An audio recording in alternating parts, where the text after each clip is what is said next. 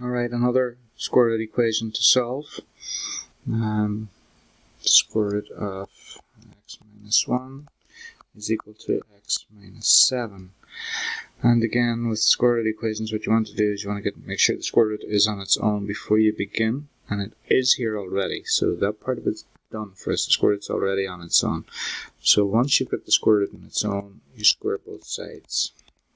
Okay. So if we square both sides here, we end up with the square root of x minus 1 squared is equal to x minus 7 squared. And that's the first place to be careful. On the right hand side we square the entire side, so we put the entire side in parentheses and square it. We don't do x squared minus 7 squared. You have to treat these as sides. Each side is a unit, so that's how it has to be treated. Now, the left hand side is completely covered by a square root. When you square that, the square root and the square cancel, so you're left with x minus 1 here. On this side, it's x minus 7 times x minus 7. Now, we've seen this lots and lots of times, but just to reinforce it again, x minus 7 squared means x minus 7 times x minus 7. If you're okay with that and familiar with it and you don't feel you'll make any mistake, you need a shortcut just to square it out, but we're going to, I wanted to show it to you here again, the long way. So if we use FOIL or distribution, whatever way you want to do this, you're going to get x by x is x squared, x by minus 7 is minus 7x, minus 7 by x is also minus 7x, so minus 7x and minus 7x is minus 14x, and minus 7 times minus 7 is plus 49. Okay, so this is going to be a quadratic because it's got x's and it's got x squareds and it's got numbers. So when we're solving a quadratic, probably the simplest thing to do is move everything to the same side. In this case, it's easier to move everything to the right. So that's going to be our only x squared. We have minus 14x. If we move another x across, that's going to become negative as well. So that's negative 15x. Plus 49, and we move that minus 1 across, it becomes plus 50. Okay, so we're going to try and look for factors of that. 5 and 10 would work. So let's try 5 and 10. So simple trinomial, so we can factors of x squared are x and x. Factors of 50, that add up to give you 15, 10 and 5. Remember, 10 times 5 is 50, 10 plus 5 would be 15. And we know it's a plus because of the sign there. Okay, so figure out what signs we need. We put a minus, goes in front of the biggest answer, so minus in front of the 10. A plus here indicates that both signs in the parentheses should be the same as each other, so another minus here. So we have 0 is equal to x minus 10, and we also have 0 is equal to x minus 5. If we move the 10 across, we get 10 equals x. And if we move the negative 5 across, we get 5 equals x. So there are two answers there, it looks like. But remember, with square root functions, you have to actually go back and check. Okay?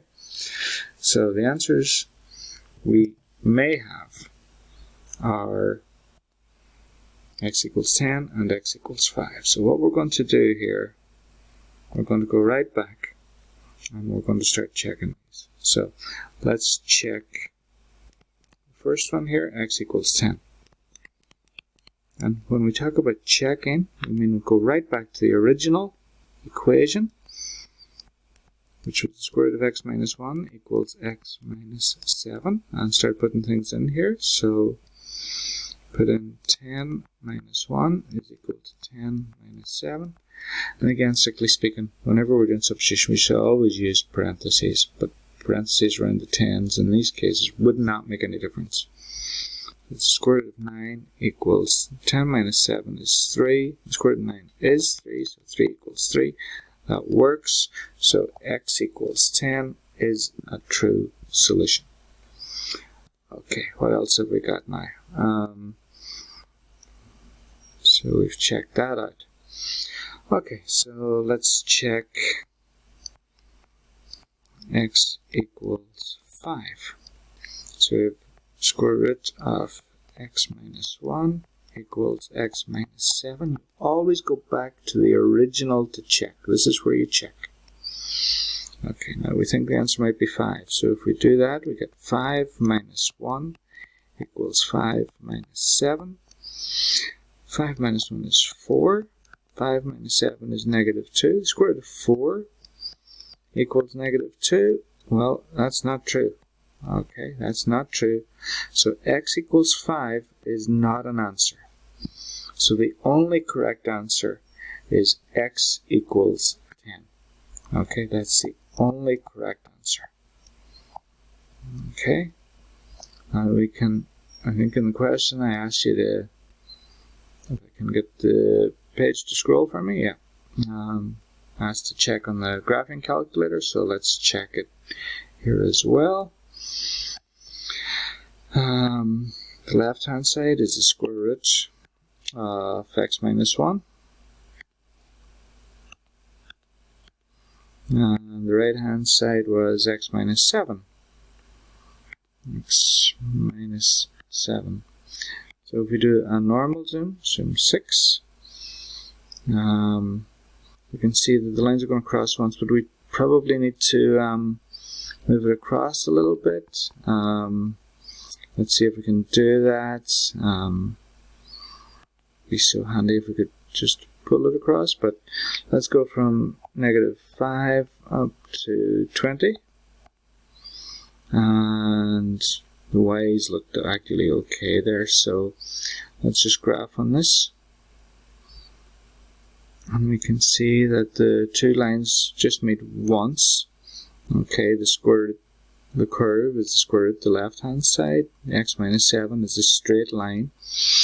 So what we want to do is find out where those two lines meet. So, sorry, wrong thing. Let's quit out of that. Okay, do second calc, 5, and hit enter 3 times, once, twice, 3 times, and you're told x equals 10. Down here in the bottom of the screen is the place where they meet, so x equals 10 is the only place they meet, and therefore the only answer. Okay, which confirms what we got down here. Okay, alright, again, thanks for watching.